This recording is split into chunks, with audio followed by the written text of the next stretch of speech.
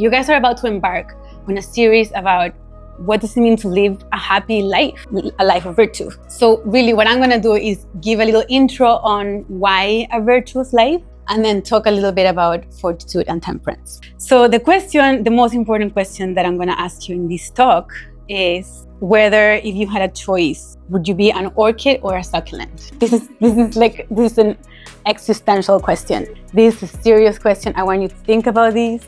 I'm sure you all have received an orchid as a gift. I have many times, and I have gifted orchids many times too. Orchids are they're like old ladies. They don't want to be moved around too much, or you don't want to fuss around them. They get really kind of, picky about their light and their amount of water and how much you should talk to them.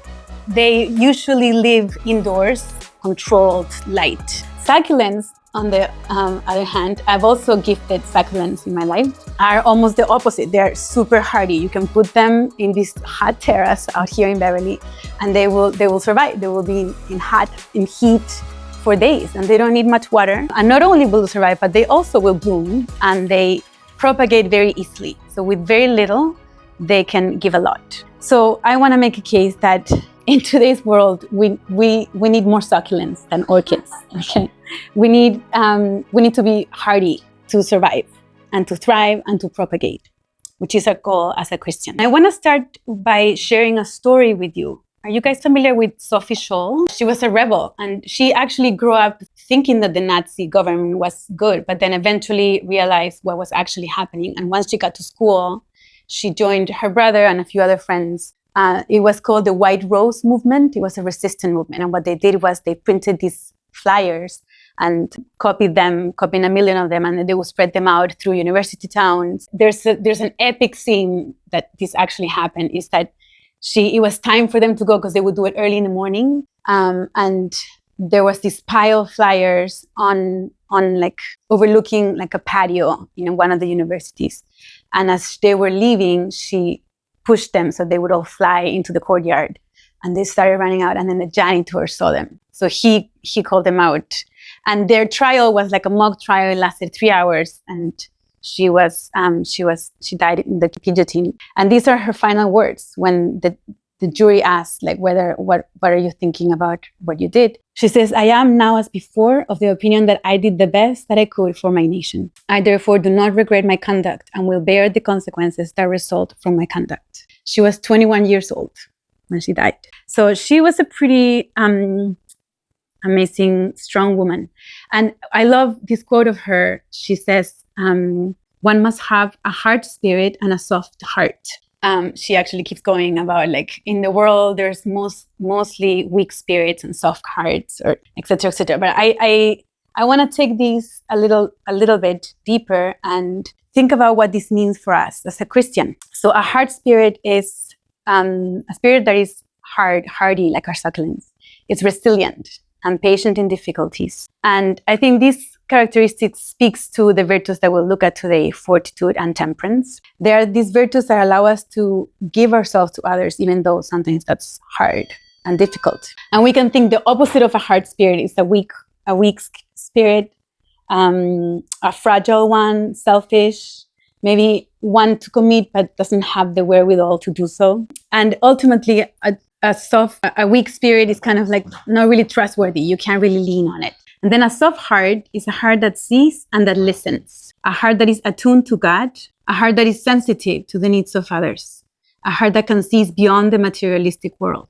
And the virtues that kind of back this soft heart are prudence and justice, which are the two other important virtues after temperance and fortitude. The opposite of a soft heart is a dry heart, a heart that can't empathize with the suffering of others, not merciful, kind of dull, and maybe a little superficial. So on this talk, and if you continue coming to this series, you think about the other aspects of the soul heart. But we will focus on this, hard spirit, the succulent. So first of all, just a few comments on what virtues are. Some people say virtues are habits of the heart. And Americans love habits. There's all these self-help books. I just recently read Atomic Habits by James Clear, which is a very systematic approach to how to build a better life. And you must have at least repetition in 6 weeks, and etc., etc., etc. And we can sometimes think of virtues as these, okay, I really want to be more orderly, so I'm going to start making my bed every day and I'm going to do it and it's going to be great and I'm going to, I don't know, write it in my resume. But to understand virtue in our life, we first of all need to look at Christ. And sometimes we can think of these as like goal setting. We see our life maybe like we are giving this amount of time, maybe 90 years now. Maybe we'll say 100 because people are living so long, to reach a goal, right? This is who I want to be. We talk a lot about like your trajectory, where do you see yourself in 5 years? And then you have to divide that into your years and create some sort of plans on how you're going to get to be the person you want to be. Or maybe not so drastically as that, but we think about our interior life, especially if you're beginning to grow and understand and see that you need to grow. We can see it as like, okay, we're struggling towards God, right? Like God is at the very end and he's like encouraging us that he's at the end. And there's like something that we're lacking and we gotta acquire these. We gotta acquire these virtues that we lack. And it just turns out that this whole perspective makes us the protagonist of our life. Just an erroneous way of looking at our life. We are not the protagonist. God is the protagonist. And he's not like at the end as a spectator, like kind of like lifting the measuring stick and telling you, here, you can make it here. No, the Bible and our whole faith tells us that God is a father and that he's created us, he's loved us and created us. And each one of us has a vocation, a call to be the dream that God has in our life. But that is already in us in potency. And so if we don't think about God as a father like this, we can think of our life just as a set of rules to follow, right? The Christian life, you need to do a lot of stuff, go to mass every Sunday. And is the fulfillment of those norms that is going to get us to God at the end. But we know it's not about that. Our faith is not a religion of the book. It's a religion of a person, of Christ, who has come down to tell us that he's the son and we can be daughters too if we follow him. So life is not about these reaching goals, but about our relationship with God. So God is not the spectator, he's the protagonist. And morality has been understood like this for many, many years. And that's why Benedict XVI, Pope Francis, keeps bringing up these ideas of the heart, mercy, the love of God. That was Pope Benedict's big reminder to us, because it is easier to follow rules sometimes than to love. Okay, the one thing I agree with James Clear in his book Atomic Habits is that he's really onto something. He says that you will grow into a habit if you make it an identity, like if you join a habit to an identity. So for example, you can say like, I really want to exercise more, so I'm gonna bike on the weekends. That's one level. You can also say like, I'm gonna join a biking club, or you can say, I'm a biker, I bike. So that's like a deeper commitment. And in a sense, this can point to what I'm talking about in virtue, that it has a lot to do with identity, with who you are you meant to be, who are you called to be. And we know the answer is daughters of God. We are Christ. We are that light of the world. And virtues are a reflection of that come forth. And it's unique in each one of us, how that's going to come about. Virtues are not just a way of doing something, but of loving through that action. And I was thinking, like just to give you an example, I was talking to a friend of mine who was hanging out with a few friends in this like very shishi part of LA, in this like just outdoor. You could just imagine, like, I don't know, having pastries. And this homeless man approached them and was asking them for food. And all the girls were like, and she herself, she felt like the tug of, oh gosh, like I should do something, but she was too embarrassed to do something because it would have been awkward, basically. And so she also was indifferent and let it go. And then coming back home, she felt so bad about that because she realized this was Christ. This homeless was Christ, and she hadn't given him any food. Virtues allow us, when the moment hits, to be able to have the courage to stand up and give that food to the homeless. It's not about self-perfection. It's not about like my goal, my achievement, but it's the tools that you develop so that you can be Christ when the moment is called for you to be Christ. So the first virtue I want to talk about is fortitude. Whoever is type A, They're going to love this virtue. This is the most combative of all virtues. That's what Pope Francis said. And this is what the Catechism says about fortitude. It's the moral virtue that ensures firmness in difficulties and constancy in the pursuit of the good. It strengthens the resolve to resist temptations and to overcome obstacles in the moral life. The virtue of fortitude enables one to conquer fear, even fear of death, and to face trials and persecutions. So we see here that there are two sides of the virtue of fortitude.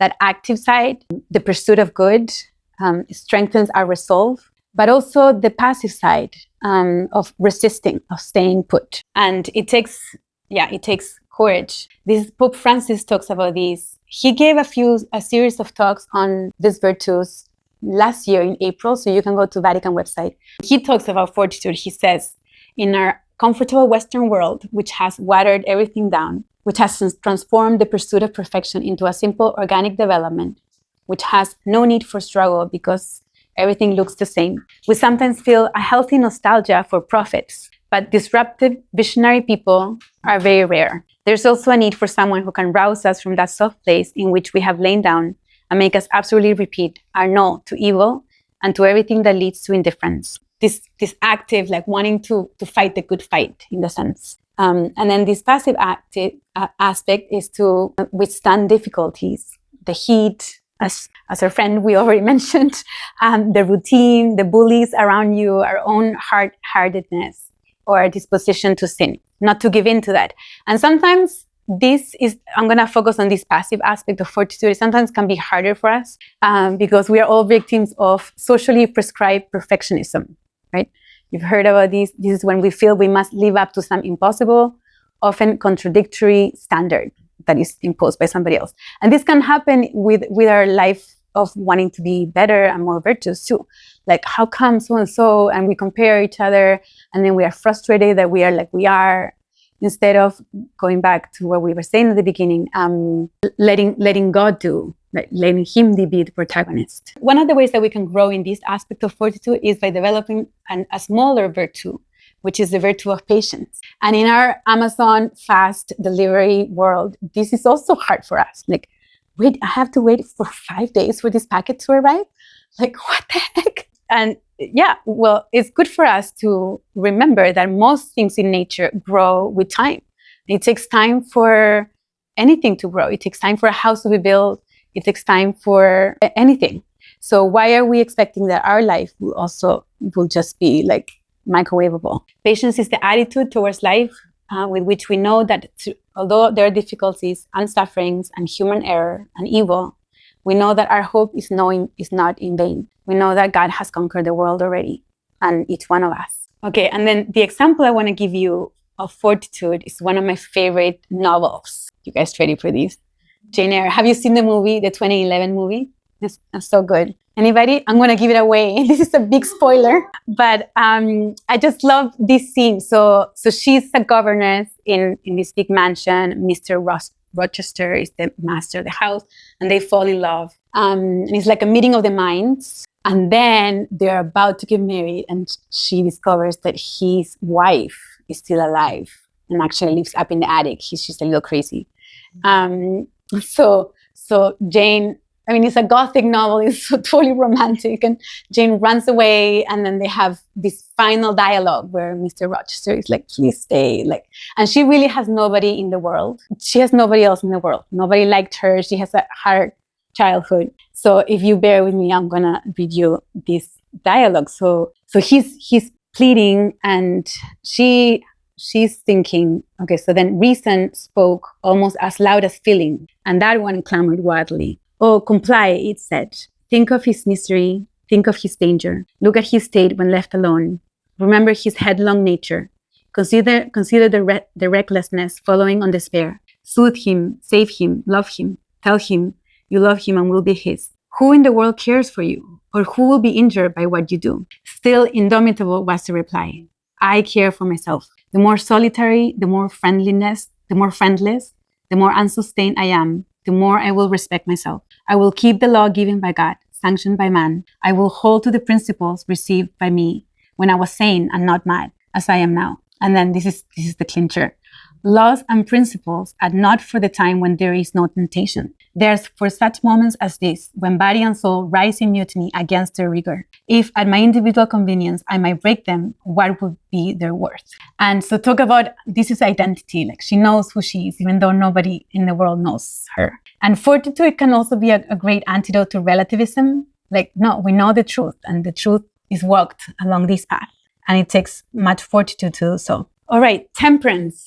This is exciting. Temperance, the nickname of temperance is power over oneself. This is of all the 4 cardinal virtues, this is the last one, the baby, but not less important for that. It's the capacity for self-mastery, for not letting oneself be overcome by rebellious passions. Dickens put this phrase in, David Copperfield is like thinking about his youth, the years of his youth. And he says, like, I realized that I was very immature, that I had an undisciplined heart. And I think this is the human experience for each of us. Our hearts are undisciplined. They're unruly. And the virtue of temperance kind of helps us place the things and the people around our heart in their right place. And it is part of the human experience. And this virtue helps us kind of connect to our desire with happiness. And we know everybody seeks happiness. Why is it that some people achieve it and some people don't, right? And one of the keys to happiness is that if we are pursuing it as its own goal, we will miss it. But happiness is the byproduct of leading a meaningful, engaging life. So the virtue of temperance kind of helps us lead that meaningful and engaging life. The Catechism of the Catholic Church tells us about this virtue, that is a moral virtue that moderates the attraction of pleasures and provides balance in the use of created goods. It ensures the will's mastery over instincts and keeps desires within the limits of what is honorable. And I like to say it's the virtue of the right measure, right? Like, it helps us hold things and others lightly, like respecting that they exist outside of myself. I don't have to control them. Or they will, or knowing, and they're not gonna fill all of my needs. There's a God-shaped hole in my heart that cannot be filled with stuff or pleasures or people other than God. The example I'm going to give you, it's called the monkey's trap. Have you heard about this? Maybe some of you had, no? So you see there's a monkey, he's trapped. He says, in here, free banana. And then this other one is like, please just let go. So this is us so many times. And actually, many natives discovered this is the way to hunt for monkeys. You just put in a box something shiny or something really yummy for them, like a banana, and then a hole big enough for just their hand to go in. So the monkey will go and he'll go and grab it. And as soon as he makes the fist, he cannot take his hand away. So he's trapped. All the monkey has to do is to let go of the object to be free, but it won't. And the hunter will come and will find it there and will kill it and will capture it or whatever. So this is us, right? We grasp for things that we think we need, but actually those are the things that are keeping us ensnared. And so I invite you to think about these. Like, we all have these in more or less, a bigger or a smaller box. What am I grabbing onto that I think I need? That without this, I don't know what I would do. Food, drink, some kind of validation, someone's attention, control over a work or a project, a habit. And then here is where if I mortify, if I put a little cross, if I deny myself and exercise the virtue of temperance, here is where you become free to be happy, free to give yourself to others. And this is so many times what conversion is about, is to letting go of the shiny objects that I think I need. And most of the times these are good things, because we are not monsters. We're attracted to good things.